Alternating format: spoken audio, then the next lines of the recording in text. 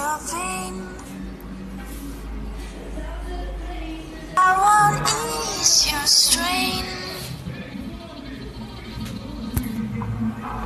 I'll seek you out, flay you alive. One more word and you won't survive.